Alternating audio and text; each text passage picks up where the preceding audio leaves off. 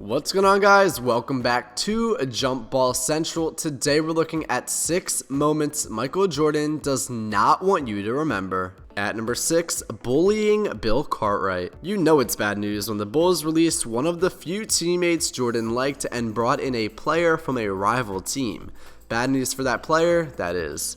Eric Freeman of Yahoo Sports noted, quote, "When the Bulls let Charles Oakley go and brought in Bill Cartwright, Jordan resented the loss of his friend and took it out on Cartwright, calling him, quote, medical Bill, and intentionally throwing impossible to handle passes at him in practice to draw attention to what he perceived to be his bad hands." Cartwright went on to help the Bulls win 3 championship rings with Michael Jordan, defending the paint against elite centers on opposing teams. Jordan may not have wanted to admit it, but Cartwright's, quote, bad hands contributed to Jordan's successes in a big way. At number 5, shooting down RODNEY MCCRAY. RODNEY MCCRAY joined the Chicago Bulls in the 1992-93 season at the age of 31. He was a very serviceable forward who had just averaged 16.6 points and 8.2 rebounds 3 years prior. Eager to win a title, he was willing to come off the bench to help the Bulls. He had no idea what would come next. When asked by Sports Illustrated, a former teammate of Michael Jordan has this to say, quote, "He's the most viciously competitive player I've ever seen. That's what makes him, I think, the greatest player ever. He has practically ruined reverse forward RODNEY MCCRAY for us. When the two players are on opposite teams in scrimmages, the source says Jordan is in Rodney's face, screaming, 'You're a loser. You've always been a loser.' Rodney can hardly put up a jumper now." McCray ended up winning a title that year, but only averaged 16 minutes per game. It was also the last season he ever played. At number 4, challenging the Chief. As one of the big 3 in the Boston Celtics 80s dynasty with Larry Bird and Kevin McHale, Robert Parrish was a proven leader. The 7-foot center, nicknamed the Chief, had won multiple championships at that point and commanded the respect of everyone around him. Well, everyone but Michael Jordan. Parrish was part of the 96-97 Chicago Bulls in the middle of Jordan's second three-peat. Instead of welcoming him with open arms, Jordan responded quite differently. In one of his first practices with the Bulls, Parrish botched one of the plays and was amused to find Jordan jawing at him just inches from his face. "I told him, quote, 'I'm not as enamored with you as these other guys. I've got some rings too,'" Parrish recalled. "At that point, he told me, 'I'm gonna kick your butt.' I took one step closer and said, 'No, you really aren't.' After that, he didn't bother me."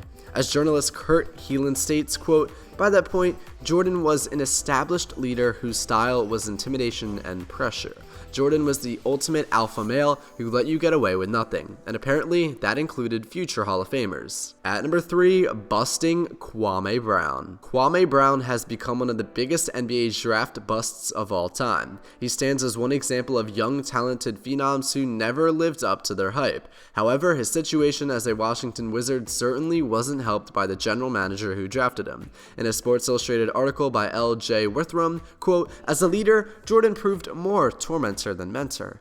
Many Washington players got their business end of a Jordan harangue, but he designated second-year forward KWAME Brown as the whipping boy." A source told SI that Jordan ritually reduced Brown to tears in front of the team. Not only did Jordan hurt teammates, but he also insulted his own players as a GM as well. At number 2, destroying Muggsy Bogues. In the Bulls' first-round battle against the Charlotte Hornets in 1995, after Jordan's highly touted comeback to the NBA, Jordan didn't hesitate to leave his mark. According to former Bulls assistant Johnny Bash, Jordan was guarding Muggsy Bogues when this happened. On the biggest possession of the game, Muggsy had the ball with the Hornets down 1. Jordan backed off of him and told him, "Shoot it, you effing midget." Muggsy shot it and didn't come close. A year later, Muggsy actually told Johnny Bach that he believes that single play ruined his career. His shot never recovered. The next year, Bogues' career certainly started to decline. Whether or not Jordan was the primary reason for this is up to debate. And at number 1, cheating an old lady in cards. The biggest and most egregious example of Michael Jordan being Michael Jordan didn't even happen on a basketball court. Instead, it transpired at the home of North Carolina teammate Buzz Peterson. The story goes like this. Peterson invites Michael Jordan over to play a casual game of cards with Peterson's mother. No money is wagered, just a simple, friendly game. But when the old woman gets up to use the bathroom, Peterson catches Jordan trying to cheat. Trying to cheat not to win any money, but just because he wants to win at all costs. Well, I hope you guys enjoyed this video of Jump Ball Central. Thank you guys for watching. I'll see you guys next time. Make sure to leave a comment down below which one shocked you the most. That last one though, wow. I'll see you guys next time. Stay safe and have a great day.